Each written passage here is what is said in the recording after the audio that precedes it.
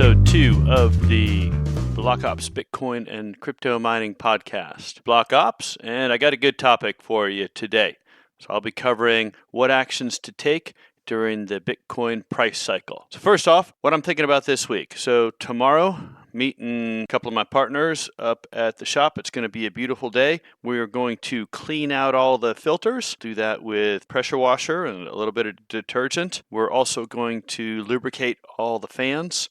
Want to make sure we keep the fans lubricated. They're operating 24/7, so we need to do that every 3 to 6 months. Also going to tune the miners to run at a little bit higher frequency because it's getting colder outside and we want to maximize those. When it gets colder, we're here in North Georgia, north of Atlanta. When it gets colder in the winter, we'll actually turn some of the fans off so we're not running as much air through the mining facilities. And each of them has a door that can allow actually hot air to circulate back into the cold aisle side. So at some point we end up opening up that door too. Anyway, the big thing that I'm talking about is the Bitcoin price cycle. It took me a while to figure out how to operate with that, how to identify the different parts of the Bitcoin price cycle, and how to take actions and be patient. The whole purpose of this is, first of all, to maximize profitability. A sub part of maximizing profitability is to make sure that you don't run out of money. Part of that is to keep your expenses low, keep a reserve so that when you have to calculate and pay taxes, you can do that. There's lots of other things to keep your costs low, a fundamental part of any business. Don't make any silly purchasing decisions. Don't hire people that you don't need to. Try to buy things at good prices, get good deals, all that kind of stuff. But the biggest thing that you can do is figure out what part of the Bitcoin price cycle that you're in and think about what actions you should be taking during that part of the cycle. So I've got a blog post on this that has a nice little graph, but it's a very straightforward graph. It's basically looks like a sine wave that goes up over time. Really big picture round numbers. I'll go through some of these price cycles for you and you can try to figure out where we're at now. When Bitcoin bottomed out at 30 cents, the next time it topped out at $20. This was in US dollars. Then it bottomed at $3 about, and it topped out at $200. Then it bottomed out at $30, topped out at $2,000, bottomed out at $300, topped out at $20,000, and then December of 2018 bottomed out at $3,000. And today in November of 2019, we're sitting at about $8,000, $9,000 per Bitcoin. So you can see there's a huge swing in price. It appears to me that each of those bottoms and tops take a little bit longer. It's still on kind of an exponential price curve where there's an order of magnitude increase, so a 10x increase every time during the cycle. So that's what I base my actions on. If it turns out that Bitcoin is going to change from being on that type of cycle to a different type of cycle, and then we'll have to adjust. And that's the nice thing about the way that I recommend setting up your business is you don't have to predict what the prices are going to be. You can let all the market indicators tell you what part of the price cycle you're in and tell you what actions you should take. Unfortunately, I learned this the hard way, and many people have to learn this the hard way too. But if at any point you're forcing things or doing things that really scare you or doing things that feel unnatural in buying or selling or other activity, you should probably talk about it with someone and take a hard think about it before you go forward with it. And I'll give you some examples of that as we go on. First thing is we really want to figure out if we're in a bull market or bear market. Bull market, you're going from the low price up to the next high price with a bunch of variation in between. And a bear market, you're going from the top all the way down to the bottom. And that's kind of the easiest thing. Now, people ask me, hey, if you're so good at predicting the top and bottom of the market, why don't you just predict the bottom, buy a bunch of Bitcoin then, wait to the top and sell it? Yeah, I mean, you could do that, but part of what gives us the indication as to the top or the bottom is the actual mining activity. So if you stop the mining activity, you don't get all these indicators. And so what are some of those indicators? Well, one of them, and I'll use Bitcoin, but this also applies to other cryptocurrencies that we mine as well. So other good cryptocurrencies to mine are Bitcoin Cash and Litecoin and Dash, anything with a decent quantity of ASIC miners, even Equihash. GPU miners are good too, but we use those in a different fashion. I primarily use them for speculative mining on new cryptocurrencies and mine them for a while and then just hold them for a year or two. Or with a lot of the speculative or smaller cryptocurrencies, there'll be a coordinated pump in price. And if you can recognize when that is and sell most of what you've mined during that pump, you can do that. But we're talking about real money making activity with major cryptos that have a large quantity of hash rate out there. Having said that, if you have the machines that can mine Bitcoin or Bitcoin Cash, those same machines, they can't mine Litecoin. Litecoin machines can't mine Bitcoin or Dash. Dash machines can't mine anything else. They're very focused on the major coin for that algorithm. So, what are your indicators? Well, one of them is the price and availability of the miners themselves. An indicator that you're near the top of the price cycle is when you can't buy miners anywhere. So at the top of the last cycle, this was in December of 2017, you couldn't buy any miners for a reasonable amount of price. New miners were going for $3,000 to $5,000 each and a 3 to 6 month lead time. Used miners, 2-year-old used miners, were selling for $800 to $1,000. People had gotten into the frenzy that mining was a good thing to do and they needed to be in it, and Bitcoin was on a parabolic price rise and was just going to keep going up. As an experienced miner, you should know when you really can't buy miners, you probably shouldn't be. Next thing is the hash rate. So you can look at what the overall hash rate is. There's good charts and all these things. You can Google the answers, and I'll put links to them in the show notes on my website at blockoperations.com. You can look at the hash rate and see what the hash rate is doing. As you get near the top of the Bitcoin price cycle, the hash rate will be really high. On the other side of things, it's really low at the bottom of the cycle. But that's an indicator that you should use. We use Awesome Miner to track our individual miners. Awesome Miner is a great software tool. It stays up to date. I use it primarily to track and monitor my ASIC miners. It gives me real-time profitability of each of the miners. I can set it up to monitor them and reboot them automatically if they have a problem. And just in general helps out. It's something that I log in and check at each of my mining facilities just to make sure things are going well. When the Awesome Miner is telling you that you're making an unbelievably profitable amount of money per month, that's another good indicator that you're at the top of the cycle. So top's pretty easy. There's a lot of specific actions you should do at the top. But I'm going to talk about what to do on the upswing, because we're still in the upswing of the market cycle now.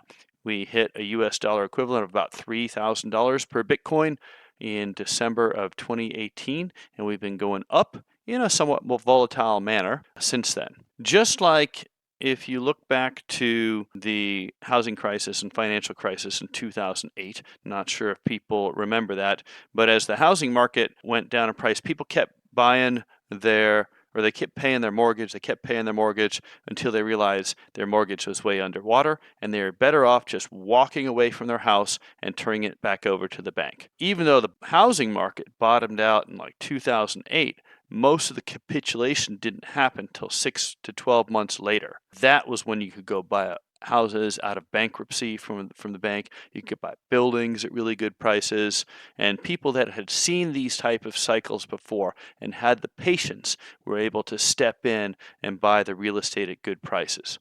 We use the same idea in the mining world. If you're coming out of a bottom, so how do we recognize the bottom? Well, we'll get to that. As we come out of the bottom, there's definitely an upswing in the market. You'll have the price go up. So for us in December 2018, the price went up from 3,000, it went up to 4,000. For a while, you don't know if it's going to go up and then go down further.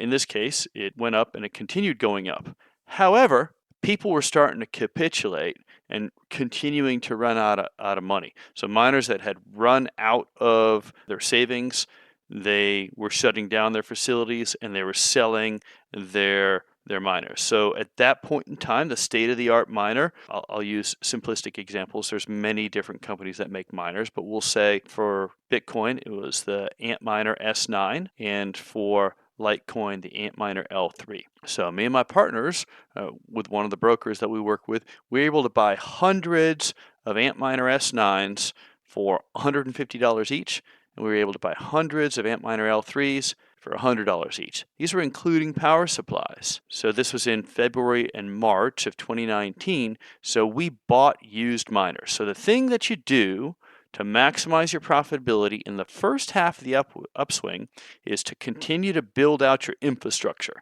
And what I mean by infrastructure, it's everything that you need to mine except for the miners themselves. That means space, power, security, network, cooling, all that type of stuff. Me and my partners, we had bought a building and built it out to host 900 of those Antminer S9s, and it was empty, so we decided we were going to fill it because that was the lowest price we had seen on those. And at that point in time, plugged in an Antminer S9 that you were able to earn probably about $100 a month in profit on it. Within 3 to 6 months, we had earned back everything that we had spent on those Antminer S9s and L3s and then continued to mine with those. First half of the upswing, continue building your infrastructure, buy used miners to put into that infrastructure that you built. Continue to hold on to your crypto as long as you can.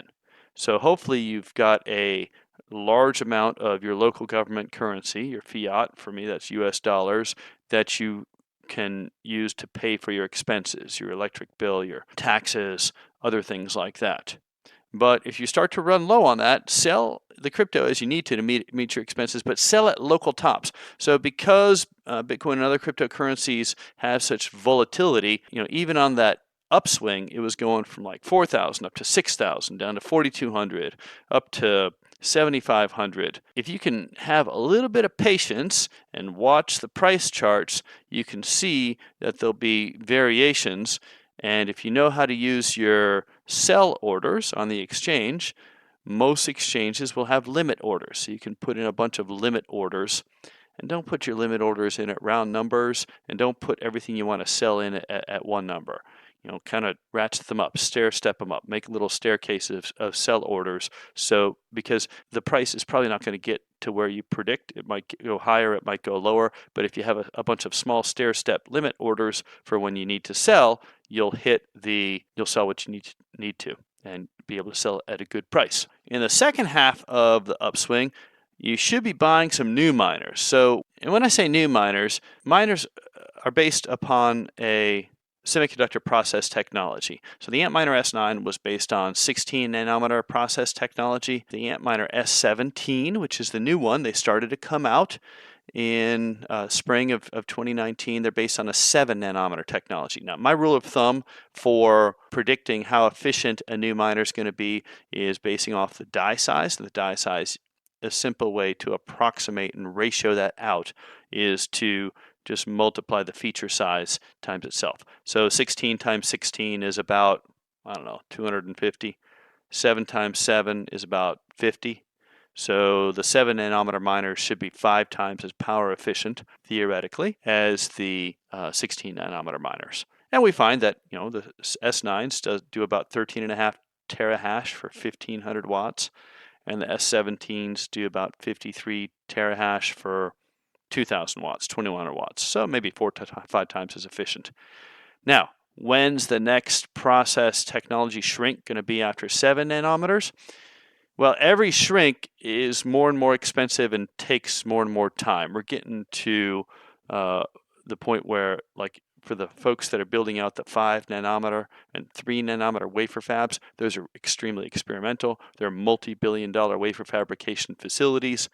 The people who are first in line, just like they are with a 7 nanometer wafer fabs, are the ones that need it for like cell phones and computer memory and things like that. So my expectation is that these 7 nanometer miners are going to be good for at least 3 years, probably 5 years. We're buying 7 nanometer miners. They'll increase small amounts of efficiency, but I don't think they're going to be able to increase massive amounts of efficiency without going to a new semiconductor die size.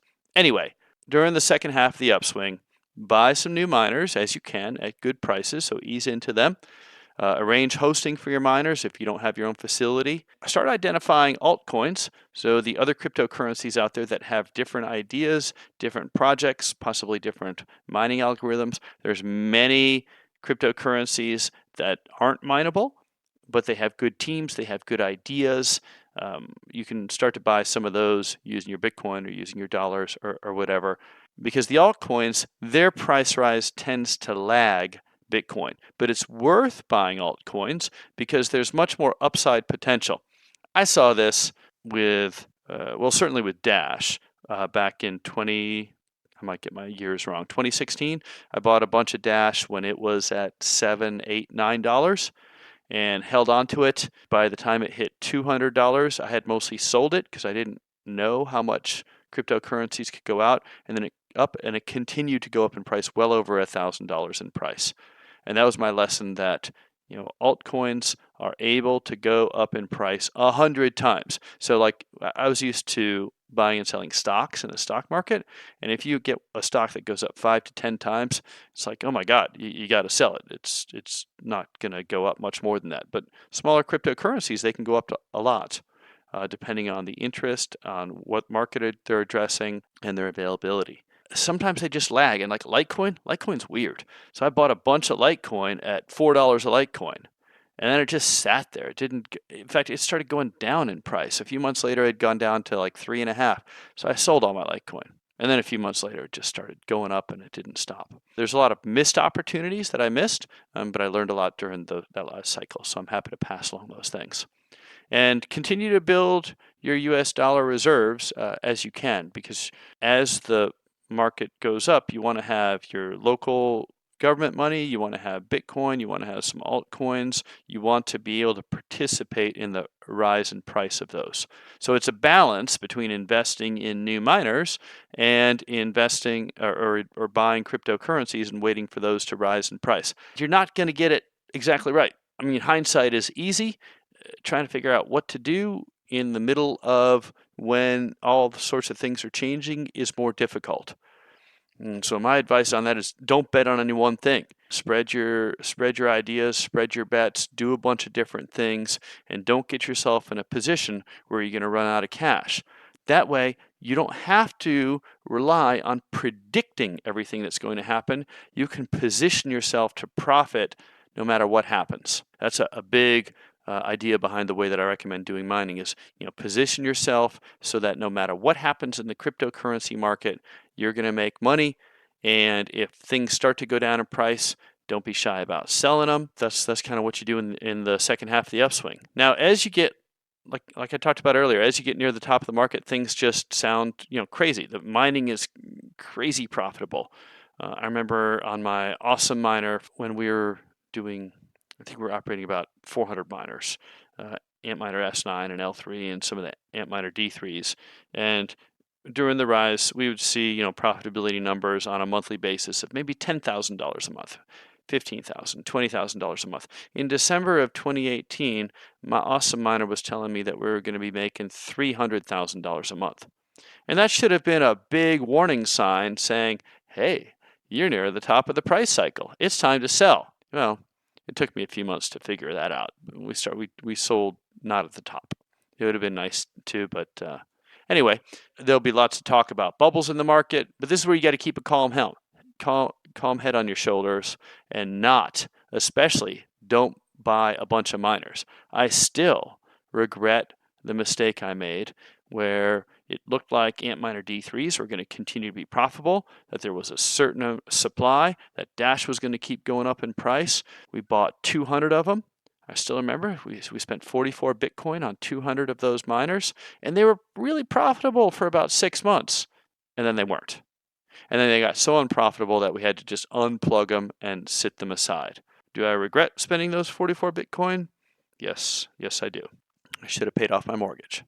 All right, once you're fully positioned at the top of the market, by that point, when you get near the top, you should have sold 80 to 90% of your cryptocurrency for local money. I know that sounds crazy because when you're at the top of the market, everybody is saying, this is the new money, this is what everybody's going to be using. But you know what? It takes a long time for people to convert from one type of money to another. So even if you think that your country's currency is going to go into the trash can, that everybody's going to switch over to cryptocurrencies, don't bet your money on just one thing. Position yourself into whatever type of money is accepted for food, power, housing, the other type of stuff in your local economy. And then once you're positioned well, wait and enjoy the show. There's going to be a lot of craziness going on, especially during this time when people can't find miners available at any price. Sell all your old model used miners. I still remember this. When the Antminer S9 came out, I sold all my Antminer S7s. I only had like 50 at the time, but I sold them as quickly as possible. And this was the summer of 2016 that I sold my Antminer S7s. Year and a half later, December of 2017, people were calling me asking me if I had any used Antminer S7s. I'm like, no, I sold those things a year and a half ago, and they offered me more then for what I had sold them for a year and a half earlier. So my advice to people now is keep mining on those Antminer S9s as long as they're profitable for you, and when they're not, unplug them, bundle them up, and put them on a pallet and wait. When the next top of the cycle hits, pull those Antminer S9s out and have a broker that you can sell them to, because people are going to want them. And you need to build up a lot of your local government money because you're going to have to survive through the downturn. Plan on 2 years. So plan on having enough government money to pay your power bill for the next 2 years, pay any taxes, maybe 30% on taxes or whatever. If you want to reward yourself and buy a house or a Lambo or whatever, have enough money for that and relax, because the downswing of the price cycle is going to happen. It's going to take a while. There's going to be a lot of denial and then pain. And during the downswing, keep mining, but sell your crypto as soon as you mine and take some vacation. Take a little bit of time off. The upswing and top of the market was a crazy high pressure time with a lot of things going on. Take some time off. Spend some time with your family. Enjoy that beach house or whatever you got because you sold out at the top. Now, as the downswing comes into the second half, it's time to start getting to work again. This is when people are moaning and wailing. There's going to be ups and downs in the price cycle, but this is when you start building out your infrastructure. So use some of that money, some of that local government money that you have to build out other infrastructure because you've got time to do it. And then keep waiting. Be aware of what's going on in the market. Listen to what people are saying. Gather in a whole bunch of information and synthesize it so that you can have a feel for what's going on. Listen to people. I had thought that we had hit the bottom of the market when we were at about 6,500. So we started building up Bitcoin from our mining. We weren't selling it right away. And I listened to some people that were experienced, and they said, hey, Bitcoin's going to go down to about 3,000. So I'm like, I don't believe that. But I put a lot of the Bitcoin on the exchange and set some sell stops. Now, sell stops are, if it goes below a certain value, it sells all your Bitcoin. Sure enough, we got stopped out at 6,200, 6,300. And one of the rules of trading for myself that I developed is after you're stopped out, don't buy back in for 3 months. That's kind of my rule. Sure enough, the price went down to like $3,200 per Bitcoin. We kept mining, but we stopped selling the crypto that we mined. We started keeping all the crypto that we were mining because even though our awesome miner was telling us that we were mining at a loss, we still had US dollars to pay the bills. And we knew that because the hash rate was so low that when the price came back up, on the look back, all the stuff that we had mined would be very profitable, because it doesn't matter actually what the profitability is on the day that you mine. What matters is how much cryptocurrency you mine that day and what price you eventually sell it for.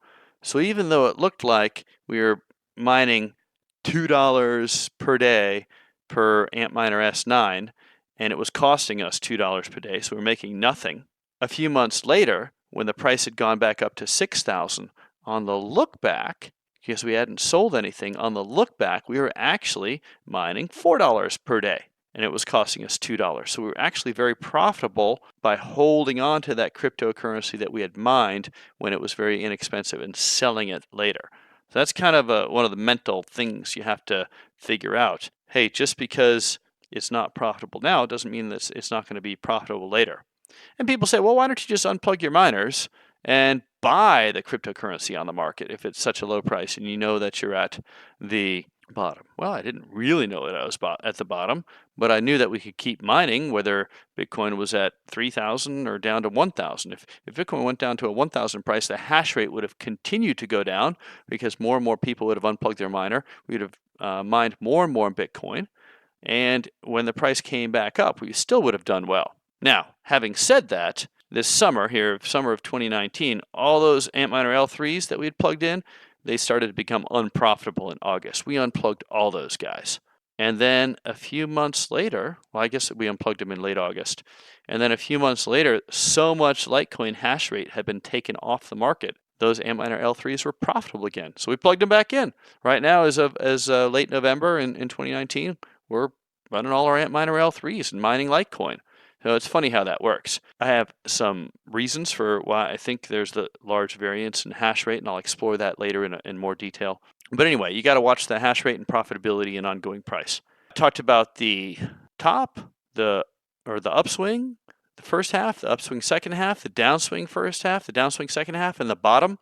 That's pretty much the Bitcoin price cycle. So learn from my experience, write these down, and try to take these different actions because there's different money that you can make at different parts of the price cycle. And you can increase your profitability by 20 to 50% by taking these actions, by selling when you should be selling for your local government money, by maintaining a reserve, by buying used miners, by selling your used miners, by not buying new miners at the top of the price cycle. So lots of different activities to take. Maybe you need to listen to this once or twice, but there's also a nice little graph on my website, and I'll put that in the show notes so that you can see what to do during that activity. This is the Block Ops Bitcoin and Crypto Mining podcast. I do have a business that I'm an owner of, and me and my partners will provide consulting on building and operating mining facilities. We also have some hosting space available right now.